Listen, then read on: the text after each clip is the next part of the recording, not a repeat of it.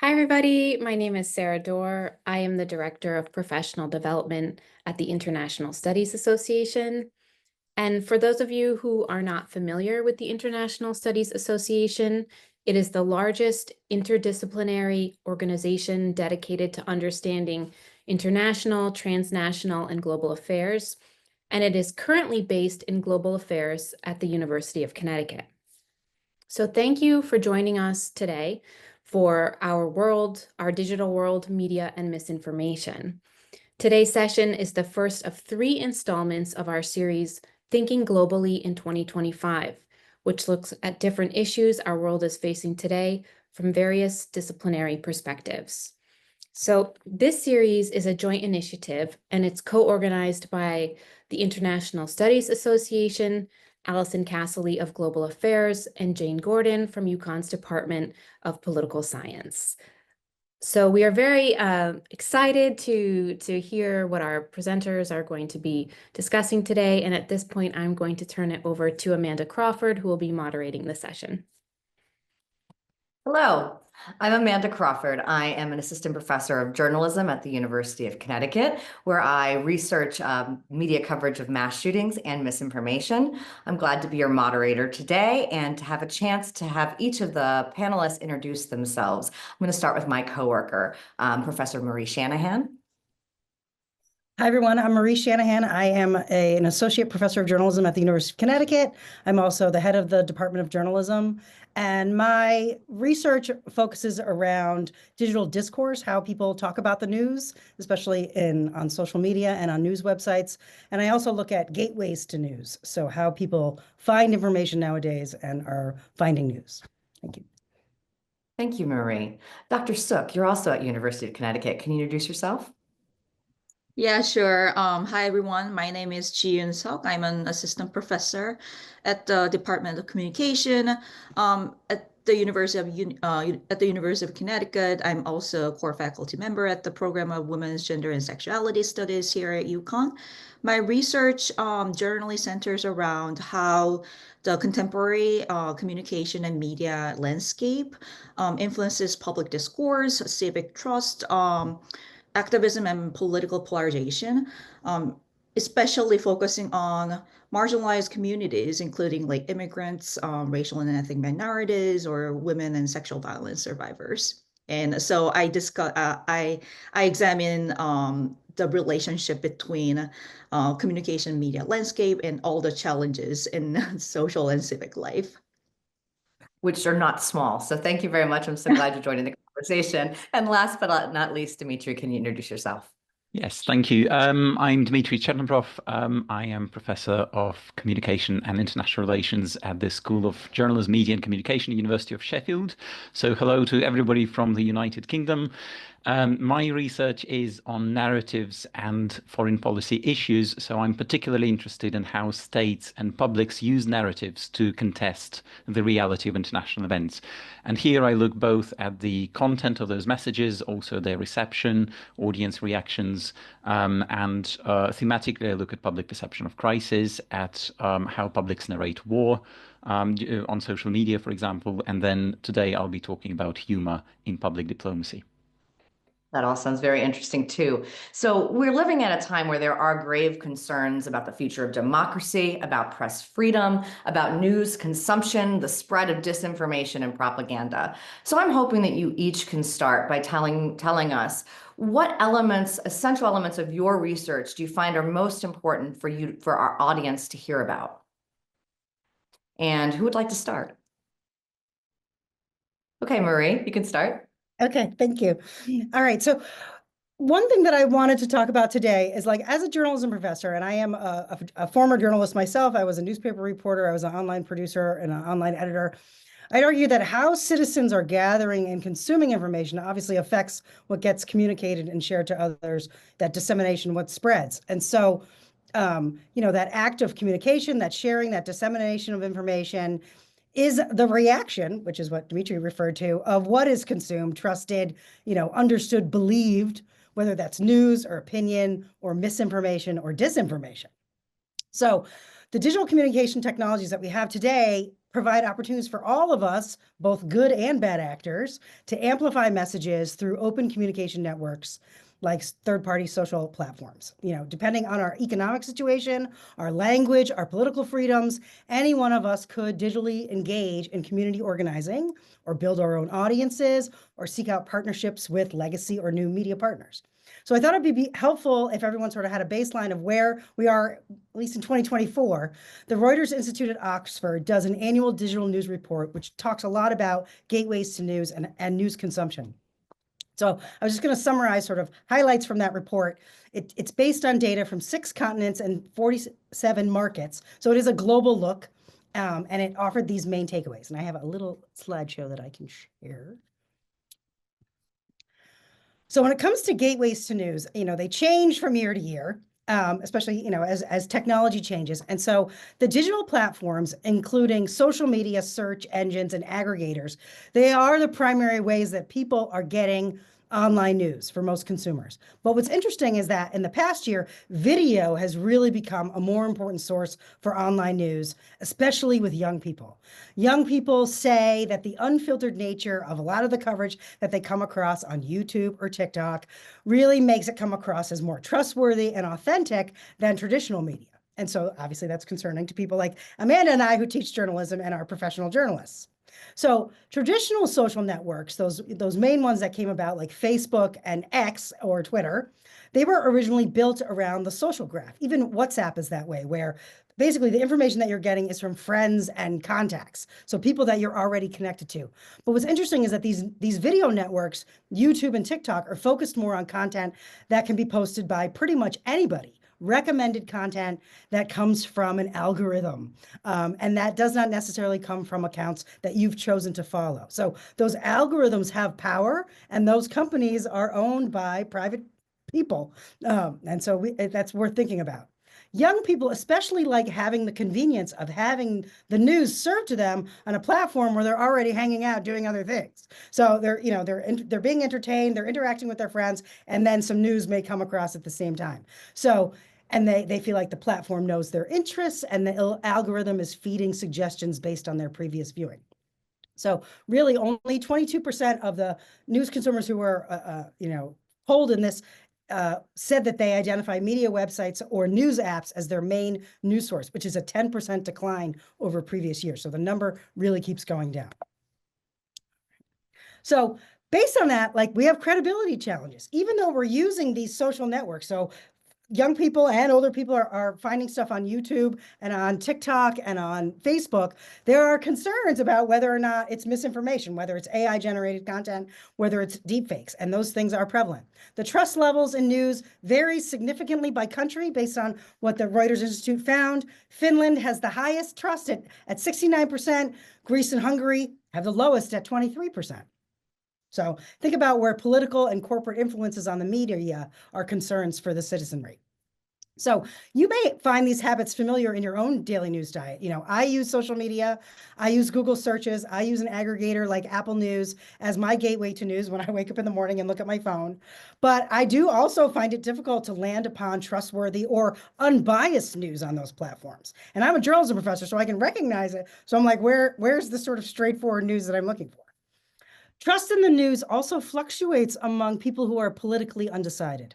So a fifth of the respondents to this survey don't really know where they stand politically, and they are considered as sort of an overlooked large minority who trust the news less, they have less connection to it, they have a harder time making up their mind on what to trust, and they're unsure actually what would help. So obviously, as a journalist, I want to know what would help because maybe then I can shape the news to, help these people. But it's people who have low trust are driven, low trust is driven fundamentally by whether people believe that they're receiving the news they feel they need and what they feel is important. So there's an issue between product, and then there's also an issue between communications and sort of the marketing of the product. All right. So the fourth thing is that the interest in politics and news is waning in a lot of countries. Elections, obviously the election that we had in 2024 in the US sparked an increase here, but that wasn't necessarily true across the world. And part of that is because people say they feel worn out and overloaded by the amount of news that's out there. Usage of smartphones has increased, and the number of notifications you get from all apps of all kinds contributing to the sense that news is hard to escape. I can't get away from it. The primary drivers of the fatigue include just the volume of news. It's repetitive. Therefore, for some people, they think it's boring because they keep saying the same things over and over again, or it's overly focused on the negative, war, problems in political problems, and it causes all kinds of anxiety and feelings of powerlessness among the public. So, I ask my students every semester, are you paying attention to the news? And a lot of them will tell me, actually, I'm not. I'm choosing not to because it upsets me. So I'll stop there. That's sort of the background I wanted to give everyone. Thanks. Thank you, Marie. Ji-Yoon, you study social media platforms as well, so maybe you want to take up this question next. Yeah, thank you. Yeah, and thank you, Mary, for sharing your insights. I think what I want to share is also in line with what Mary has also pointed out. So as a communication scholar, I believe that communication is at the center of social, political, and civic life and all the problems associated with it.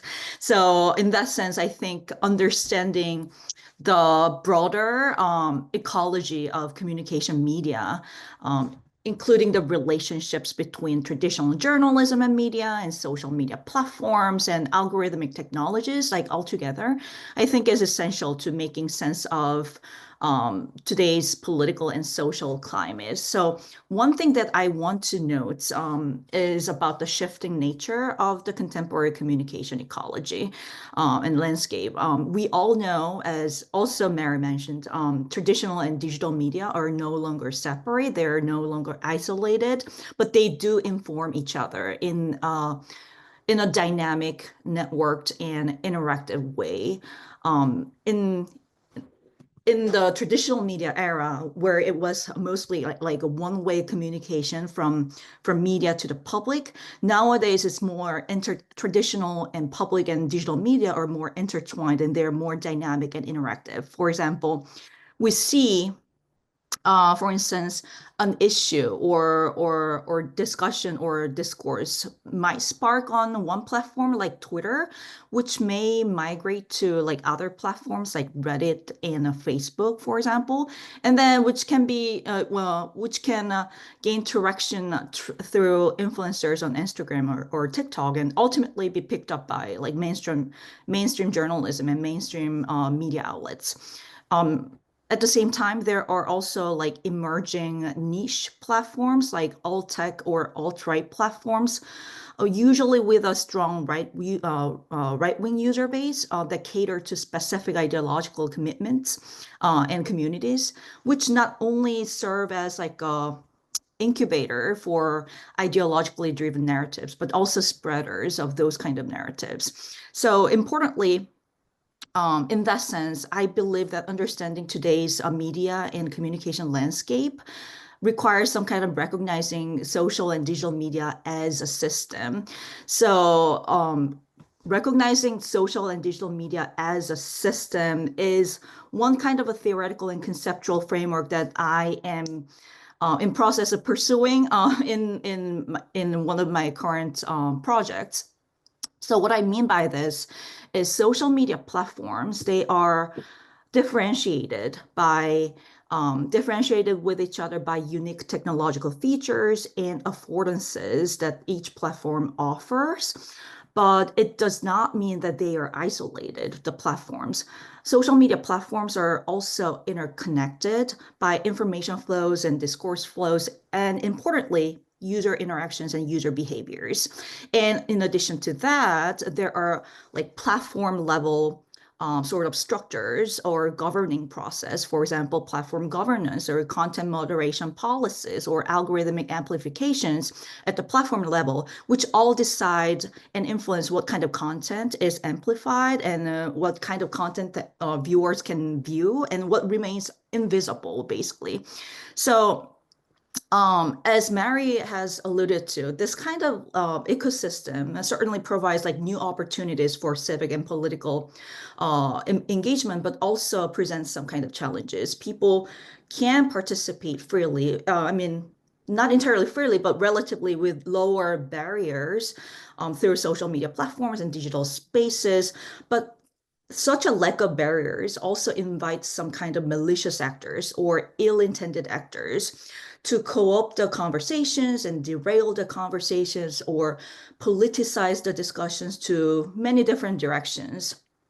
For example, in the reading that I have shared and in one of my research articles that I recently published, which I'm happy to discuss further, in that study, when, for example, gender justice and anti-sexual violence narratives became visible, it not only introduced like calls to action and activism discourse, but at the same time, it also introduced more contention inside and outside the movement, which basically complicates the narrative dynamics and discourse dynamics surrounding the activism efforts. And I think this kind of raises the important question about the implications about digital activism or digital media platforms and platform accountability issue. So for contemporary citizens, I think the key takeaway would be recognizing social and digital media as a system operated by not only technological features and infrastructures, but also user behaviors and interactions, as well as platform governance and interests. In other words, digital and social media platforms are not neutral spaces. They do not simply reflect the world, but they actively shape it. So I think understanding this kind of digital information infrastructures, how they function, what kind of narratives are prioritized, and how platforms do it, and how it influences public discourse, and how users are participating differently. I think it is crucial to navigate the rapid change of information environment and navigate the information uncertainty. That is such a crucial point about the platforms not being neutral, and I think too often people think of them that way. I'm going to turn to Dimitri now on this question that what from your research would you like to discuss and share with our audience today? Thank you. Thank you. I really think it links back to what the previous speakers have told us about the infrastructures and the changing environments of the media. I'm going to talk more about the changing strategies as the result of that in how states and non-state actors communicate in order to engage publics, to make public diplomacy, for example, interactive in order to narrate foreign policy issues to publics for persuasive purposes. And in particular, I'll draw our attention to the shift towards entertainment models of political communication in recent decades, and particularly with social media. And more recently, the shift of state and non-state communication around foreign policy issues. So not just domestically, we've seen lots of humor, for example, in elections for years and decades before, but in how states talk about controversial foreign policy issues using humor in order to persuade publics, in order to shift opinions, or in order to trigger particular action. So I am going to show you a few slides just to illustrate what I'm talking about. So in recent years, we've seen an explosion in the use of, for example, of memes or humorous messages by diplomatic accounts, such as embassies of different states. But it's also not limited to memes and not limited to embassies. So we've seen examples of video campaigns from state broadcasters.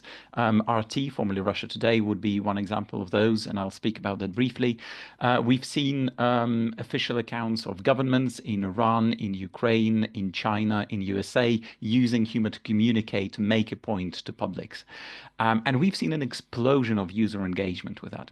So I'll just share a few examples. The first one goes back to 2015, and this is not intended for you to read. This is way too small on the screen, but just, look at this. This was a Facebook tweet of a US embassy in Moscow.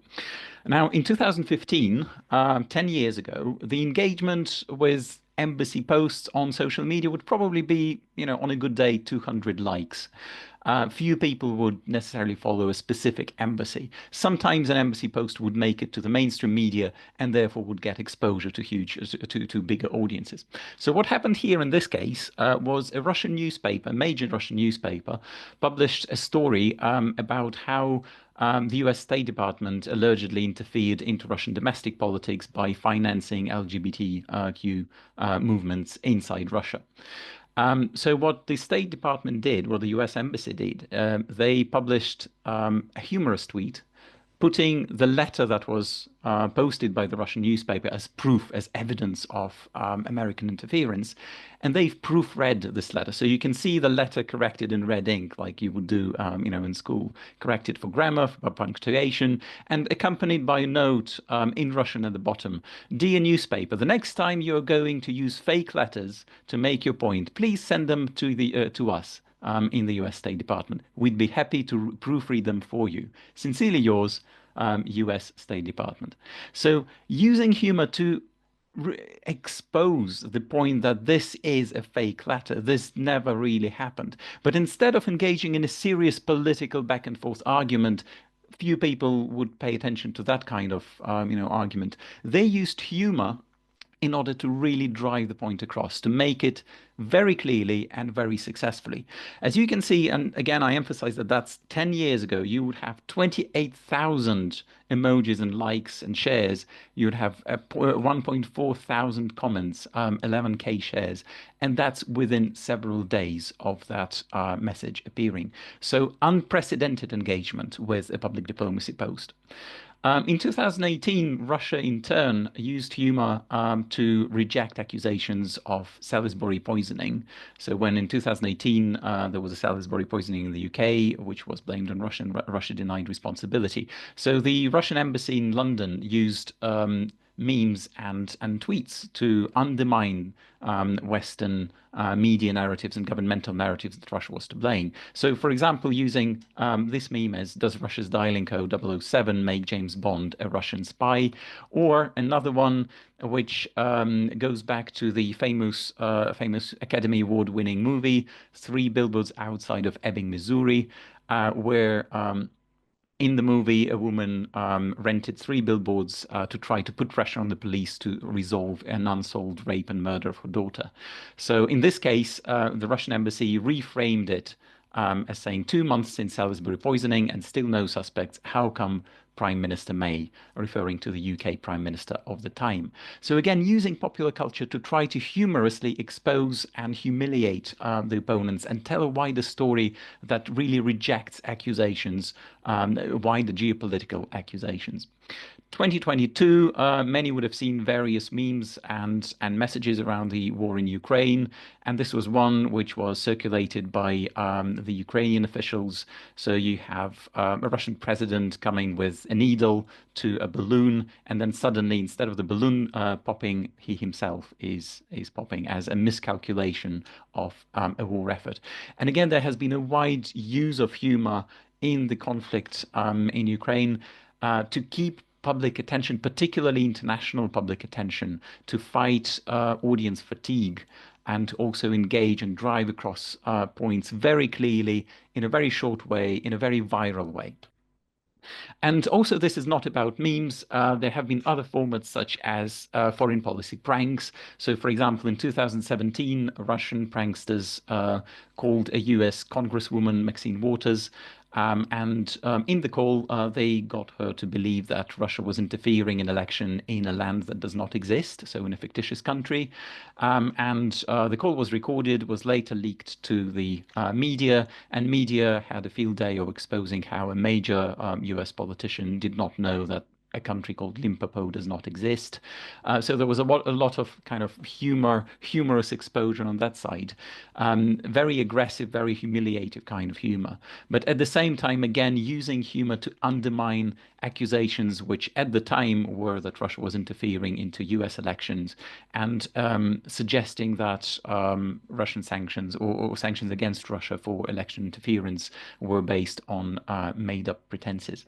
And then finally, there have been quite a few video campaigns from state broadcasters in Russia, in China, in Iran, in some of the other countries where they would use short 2-3 minute videos, again, very shareable on YouTube, very shareable through social media infrastructures in order to drive across a point about foreign policy using humor. And that led me to suggest that states and proxy actors are now using humor strategically in order to promote instrumental interpretations of contested political events to domestic and foreign publics, and they do it for wider outreach and persuasion. So humor is then used to frame contested events in a particular way that's to your advantage of a particular actor. It's chosen because of its emotive resonance, newsworthiness, and also can tell a wider strategic narrative. So it's not just about exposing this event, but it also tells a wider story about one country vis-a-vis the other countries and what's happening in the international system. So I'll just draw our attention to why humor is emerging as a powerful way of communicating foreign policy. And I emphasize that this is not just about, necessarily misinformation. Humor can be used to affirm reality as well as to contest reality. So it's just a very different strategy of communicating with publics about controversial foreign policy issues. So what makes it powerful? I'll stop on three things. One is the adaptability of humor to the interactivity of social media platforms. So it's very viral, it's easily shareable, it's short, it's newsworthy. So traditional media also pick it up, like, for example, when the US Congresswoman believed the prank call, that was all over traditional media as well as social media. So it allows different media formats to merge and to pay attention. So it becomes participatory. Publics start spreading the message and start reproducing the message, and they would remember it, even if they're not necessarily believing it. A funny thing is more powerful emotionally, so it's more easily remembered. Second, humor is an asymmetrical way of communicating. So, for example, when you do not have the same access to traditional media, where you do not have the same reputation as others, where, for example, as in the case of Russia-UK relationship, for instance, whatever the Russian media says would be mistrusted by Western audiences because of the previous issues around misinformation, etc. But humor can be used to break through some of the gatekeeping, some of the trust issues, some of the other elements, because it's sometimes not very clear where the origin of that humorous message is. It becomes participatory. It's not clear who produced it, how it's originated. It becomes a way of just making fun of political elites, partially obscuring the origin of the message. And finally, humor is politically expedient. Think about how in politics, humor is sometimes used to test the message, because a politician can more easily walk back by saying, oh, that was just a joke. Also there is research which looks at audience reactions on humor in political communication, which suggests that audiences are kind of dismissive of the persuasive effect of humor on themselves. They dismiss humor as irrelevant to serious politics, to attitudinal judgments. And so while humor does have an effect, it is an effect which audiences very often kind of dismiss, because they are treating politics as a serious domain of serious content, serious arguments, serious messages. And so humor becomes a politically expedient way of pushing either factual information or misinformation. And so I'll stop here, and just the kind of key takeaway message would be the changing strategies and how entertainment now drives humor in public diplomacy communication. That's fascinating, Dimitri. Thank you for sharing that. Before I go on to the next question, I just want to let our audience know that we are going to take questions from you. So if you have questions for our panelists or on this topic, you can put them in the Q&A in the bottom or in the chat, whichever you have access to. But you can start posting questions and I'll look for them in just a moment and encourage them for you to be part of this dialogue. So I'd like to just switch to put all of this in the very immediate lens of the year 2025. We are seeing rapidly moving technology in terms of artificial intelligence. We are seeing rise of autocracy. We are seeing crackdowns on the press. We are seeing the splintering of multiple new social media platforms, as Ji-Yoon was saying earlier, across divides politically, but also under interests and et cetera. Can you all each tell us what the globe looks like through the lens of your research this year? What's new? What's on your mind as we're pushing into 2025? Should I go first, Amanda? If you'd like to, Murray, go ahead. Okay. All right. So for journalism, we're in a tough place right now. As a journalism professor, I'm very concerned about rising misinformation and disinformation. I'm concerned about low trust in professional journalism. It's attacked by politicians, and obviously a very uncertain business environment for journalism. News is being excluded or downgraded on platforms used by the public because the tech companies that own them think it causes more trouble than it's worth. And obviously, as a journalism professor, I'm also concerned about recruiting and retaining journalists to do this important work of informing the public and paying journalists a living wage, taking care of their mental health and all of that. So something that happened in January that obviously concerned many journalists was Meta, which owns Facebook, Instagram, WhatsApp, and Threads, ended its fact-checking initiatives essentially right before Trump took office. And, you know, it's that idea of, is it allowing lies of those in power to remain unchecked? So in addition to taking down news from their networks and making it less important, they've also said, we're not going to fact check anymore. We're going to have this community note system, which X uses, which isn't, no one would argue that that's great. And so by reducing the role of news across Facebook and its other platforms and restricted the algorithmic promotion of news content, especially political content, granted, Meta wants to keep the audience engaged. And if consumers are avoiding the news, then by not showing it to them, then they might stay around. But it's a concern, obviously, for citizenry that is not going to be well informed.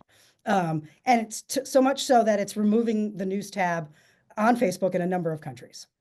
News publishers have seen huge drops in referral traffic from search and social due to moves like Meta, and also ChatGPT search can just give you the answer and you don't have to click on the news story.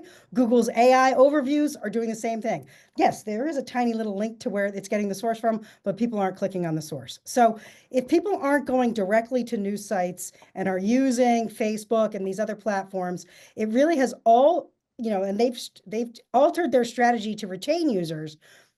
I'm concerned about that we're living in a world where facts instantly disappear upon contact with human minds because they can just get stripped away.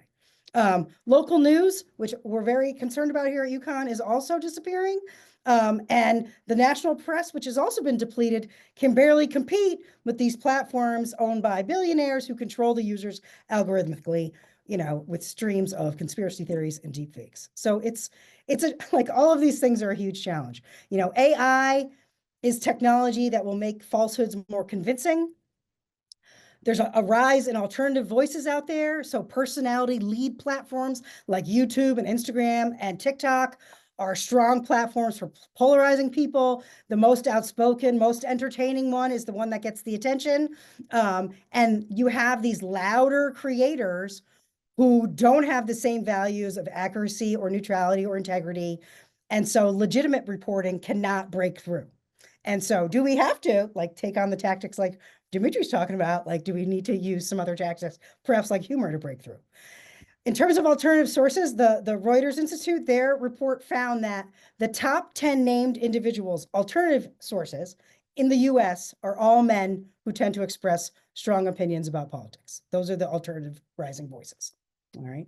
So also among users, audiences are exhausted and anxiety ridden, and people want to be updated, they want to be entertained, they want to learn about stuff, but also they want to be inspired. That's something else that this survey displayed, is that it's the most underserved. So if we think about how we shape the news, can we simplify it into manageable bites? Can we make it into social video? Can we make it humorous? But can we also make it so people have something to hope for? And so it's not about broadcasting anymore to large audiences. It's really about building genuine communities where stories, like what Jiyun was talking about, they are emerging collectively. So the journalists are working within the community to surface those stories and amplify them. And then, obviously there's ongoing concerns about press freedom, especially as more countries turn to authoritarianism. Press freedom, that kind of cracking down where you have oligarchs who are dominating the global information space. They own the audience. They own access to the audience. They're controlling the narrative. How do you cut through when there's harassment, threats, and censorship, or even just self-censorship because you're afraid? And then, the last thing that I'll put a pitch for is that we need more media literacy, and we need more citizens to be digitally fluent, right? So they understand how the tools work and how to use them so they can find out things and solve problems. So I'll stop there. Marie, as you brought up the declining, news on these platforms, it just seems like we're setting up a situation, obviously, where propaganda takes its space, right? And we have two major platforms in the United States controlled by the president and his like right-hand man right now, which is extraordinarily concerning. But you've studied that in other countries as well, right? Where platforms kind of become the main information source and can be taken over by government Yeah, actors. and really are able to control the narrative through the algorithm, through the fact that people, through that disinformation, become agents of misinformation themselves and convince their friends and neighbors, and other family members that, certain things are true. Those smaller networks where it is people that you're connected to, like WhatsApp, for example, or, private messaging like Facebook Messenger. I'm from my family's from the Philippines. I did a Fulbright in the Philippines. Facebook had like a 99% penetration in that country when I was there 2 years ago.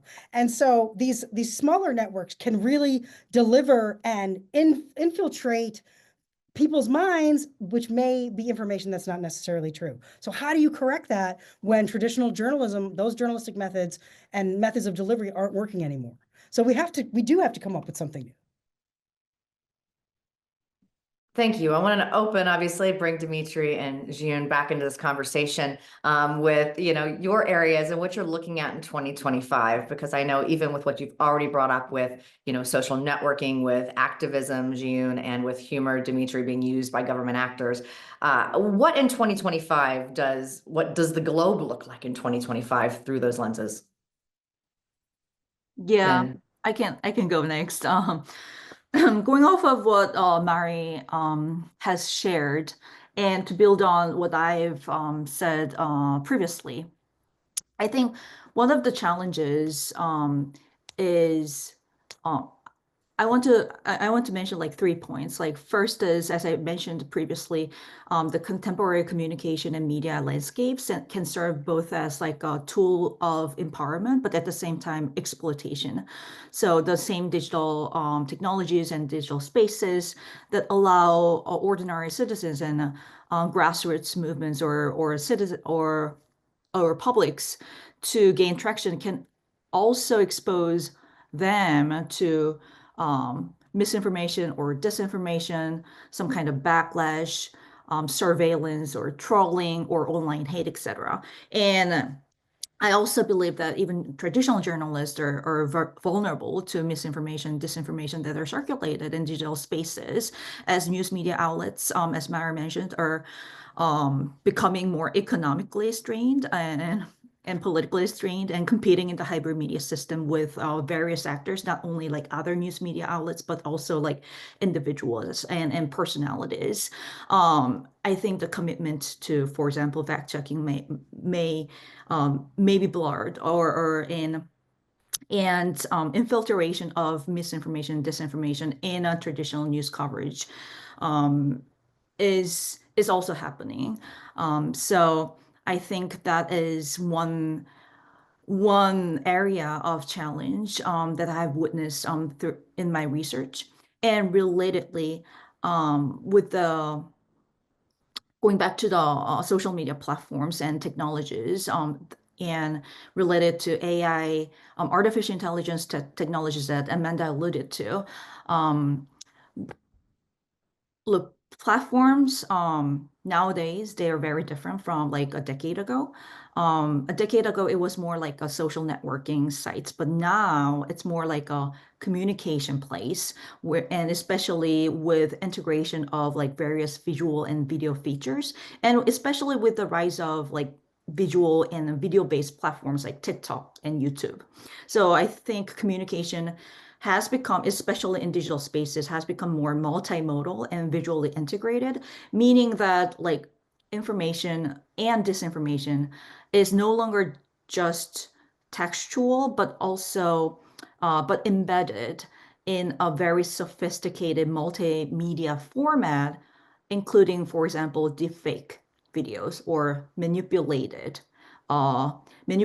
videos and manipulated images. So in this process, especially with the recent recent advancements in AI technologies, AI-generated content is also prevalent in digital spaces, and it's also used strategically with malintentions, for example, targeting certain populations in minority communities, or even promoting certain viewpoints and narratives and ideologies. So this basically means that both information and misinformation slash disinformation is not only produced by humans, but also co-produced by AI technologies, which can be easily scalable. The impact is unknown, basically. It can be really, really consequential. And this can make it harder to distinguish between, for example, what is authentic and what is manipulated or misleading information.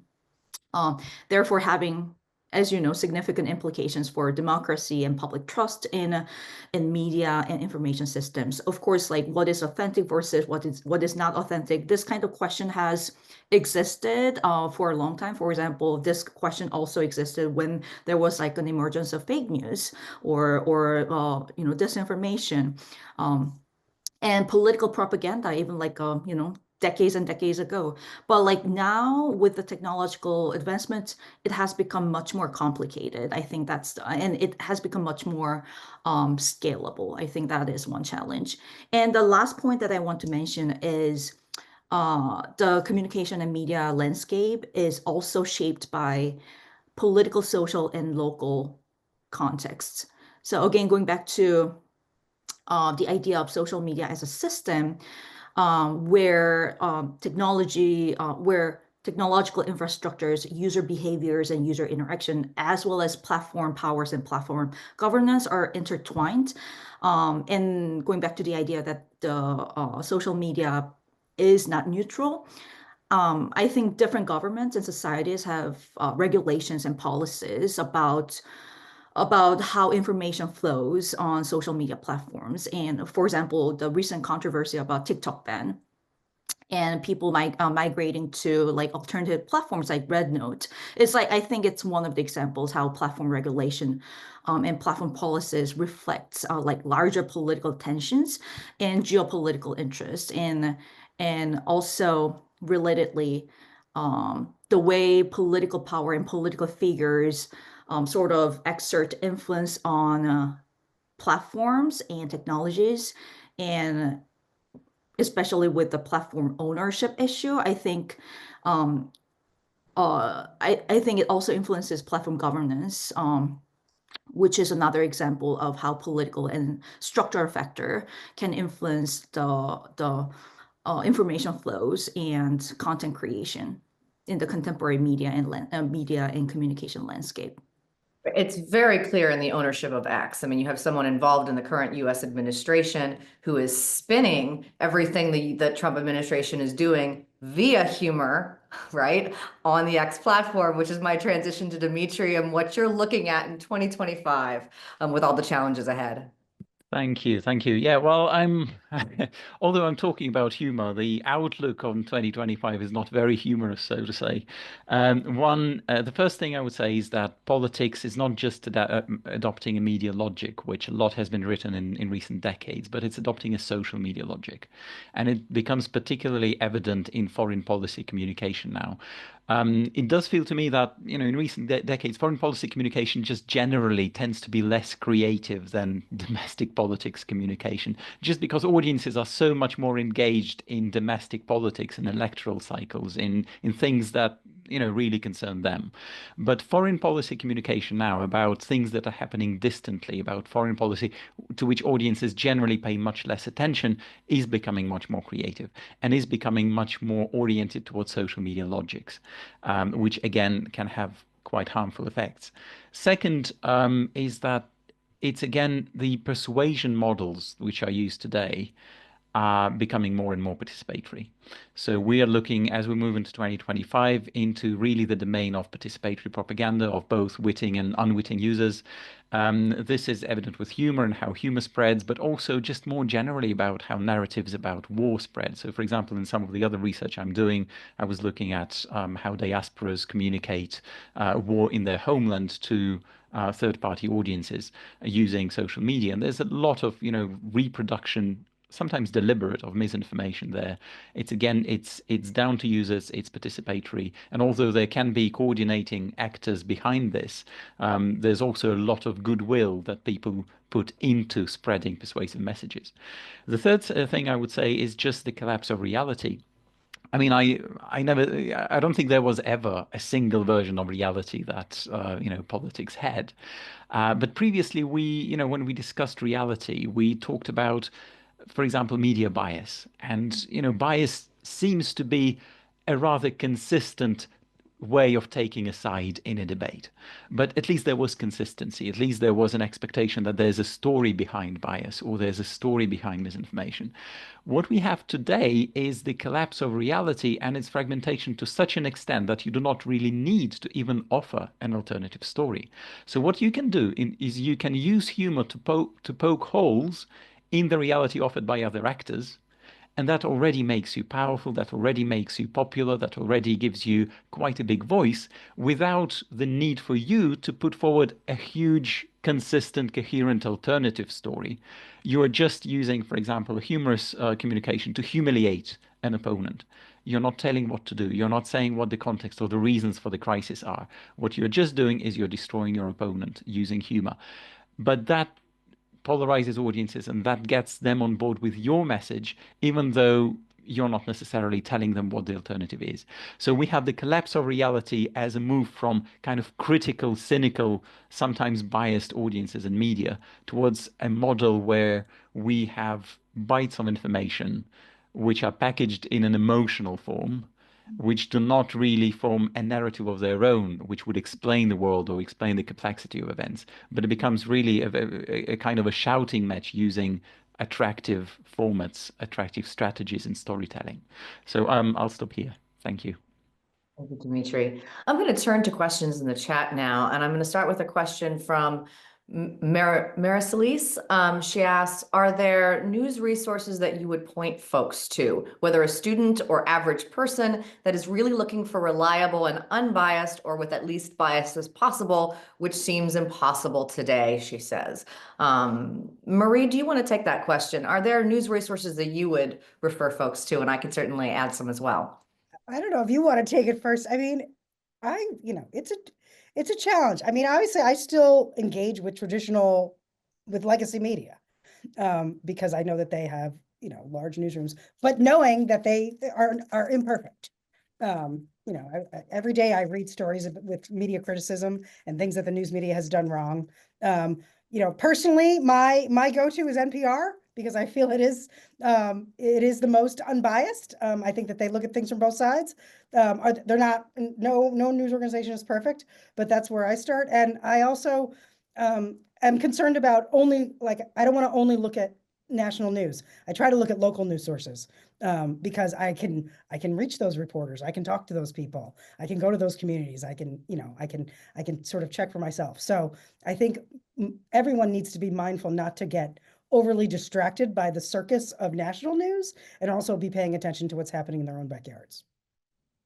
Great. I will throw in there the Associated Press. So if anyone does not know, the Associated Press is currently in a war with the White House over them changing the Gulf of Mexico's name to the Gulf of America and their style book, which is used by journalists across the country.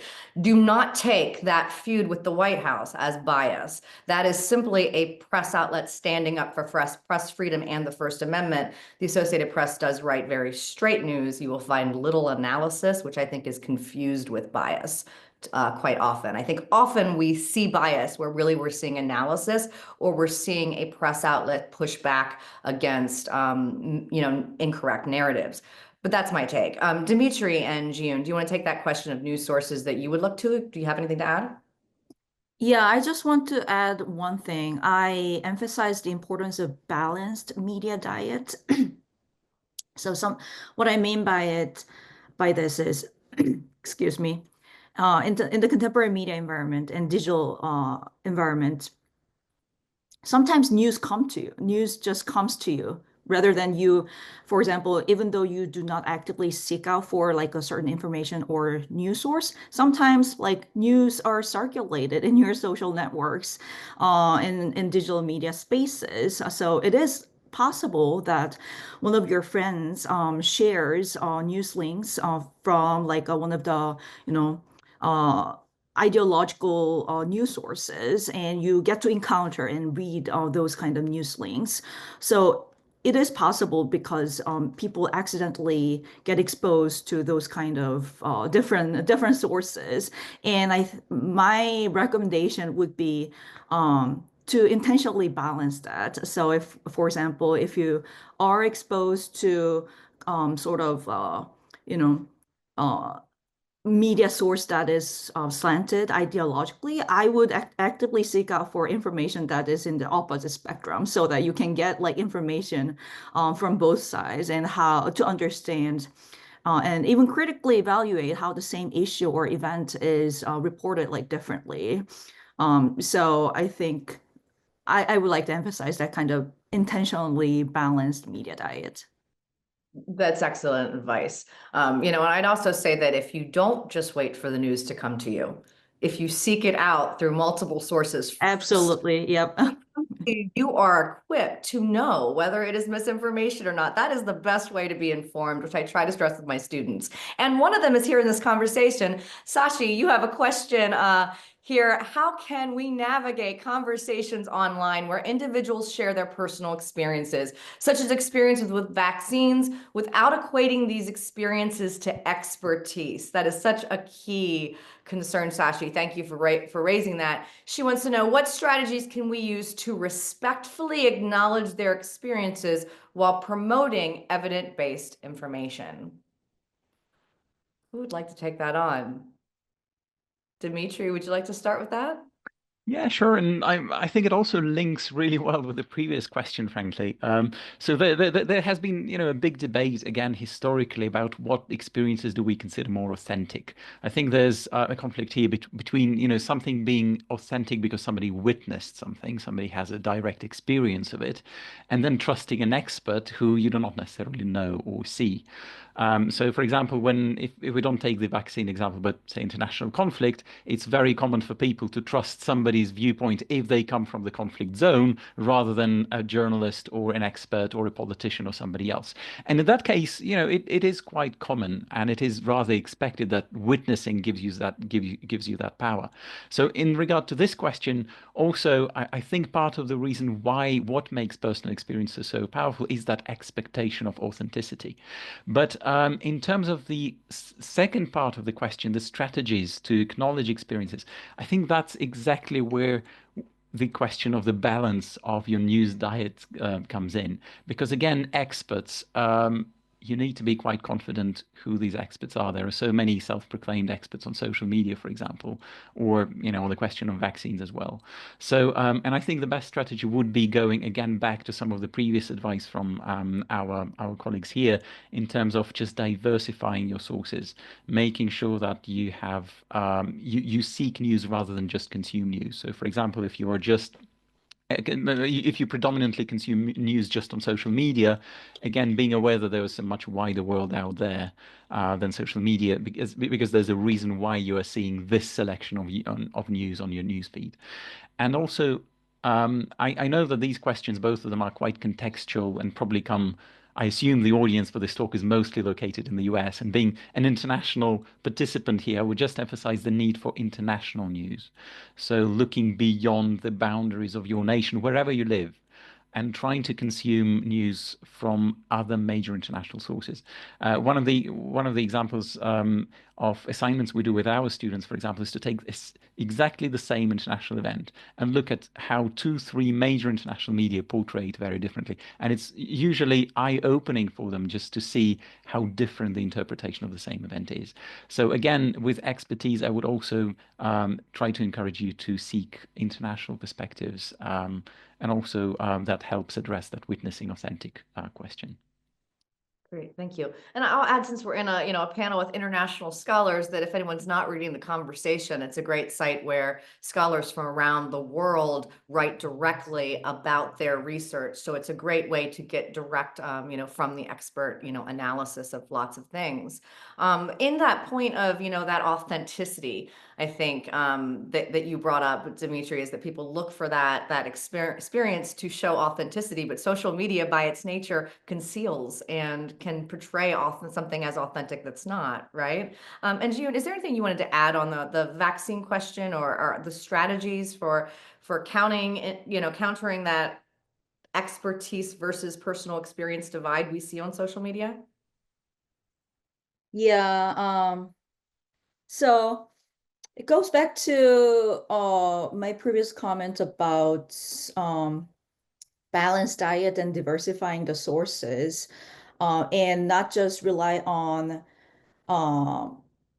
platform contextual features that might provide some kind of credibility or increased authenticity. What I mean by this is social media posts offers many contextual information, not just the post content itself, but like a lot of like cues, social cues, for example, engagement metrics, engagement data, like who other how many people shared this post, how many people liked this post, and the number of comments. Those kind of engagement and social cues might falsely trigger you to believe that this post is something influencer and viral and even credible. And it is likely that you get persuaded by those social cues alone rather than the actual content of the post.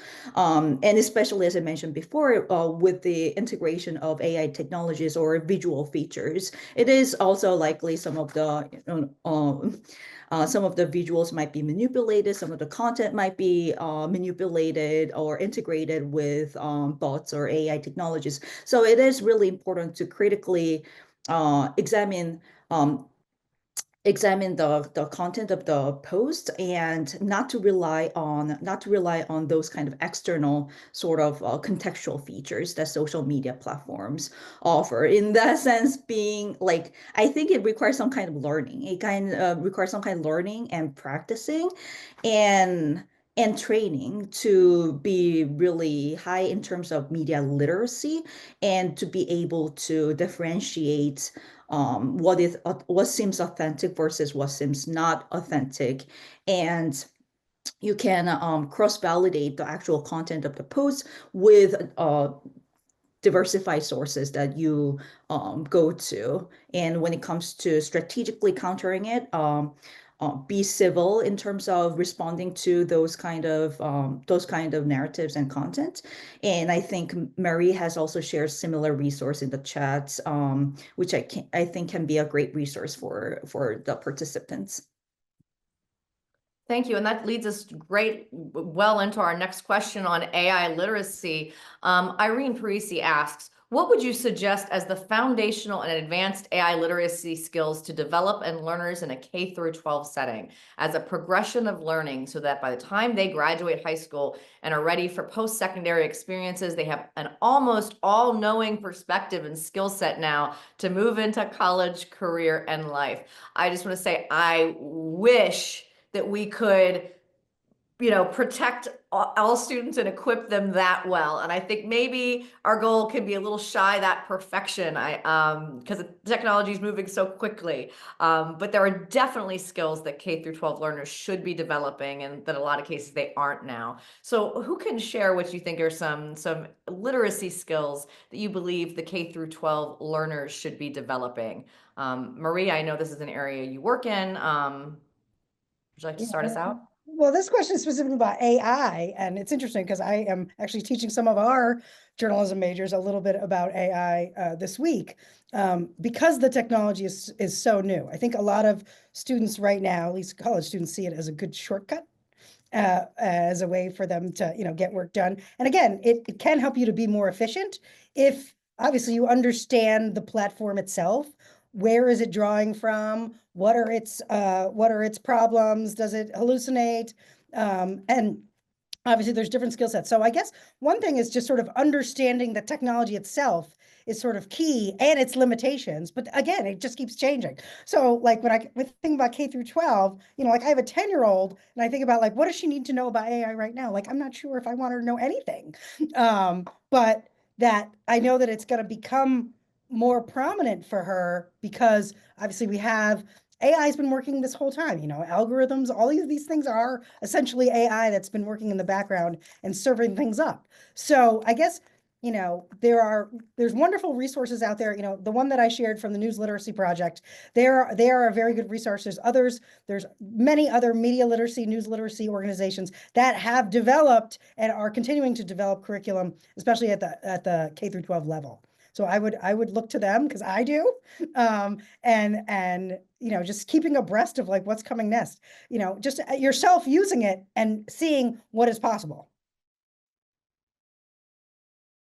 Who else would like to add that? What would you like to share, Dimitri and Jean, when it comes to equipping our young people to deal with this AI revolution? Yeah, I would just say that I would orient this question not towards skills, but towards a kind of approach. So I think it's really important for people to question what's the purpose of the use of AI, because they should not be using, AI to think instead of you, but rather for you for a particular purpose. So, and the skills come depending again on the purpose for which you need it. So being very clear and critical about the purposes you use it for, and also being quite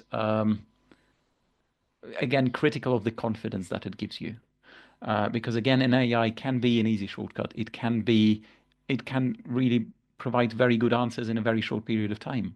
But again, what does it mean and how we position ourselves in how confident we feel about knowing what or trusting what AI has given us? So I think these two things, the understanding the purpose and managing our own confidence after the use of AI are probably crucial, not necessarily skills, but crucial considerations in how we should approach AI. Well, thank you all for a very stimulating conversation. I'm going to turn it back over to Sarah so she can tell you about the upcoming ISA events that you can attend coming up. Thank you so much to all of our panelists and the audience for their really thoughtful discussions.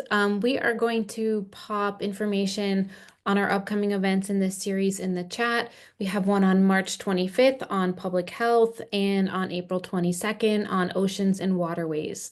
So I very much hope that you will join us for those as well. And thank you again, everybody, for being here today. Have a great day. Thanks, everyone.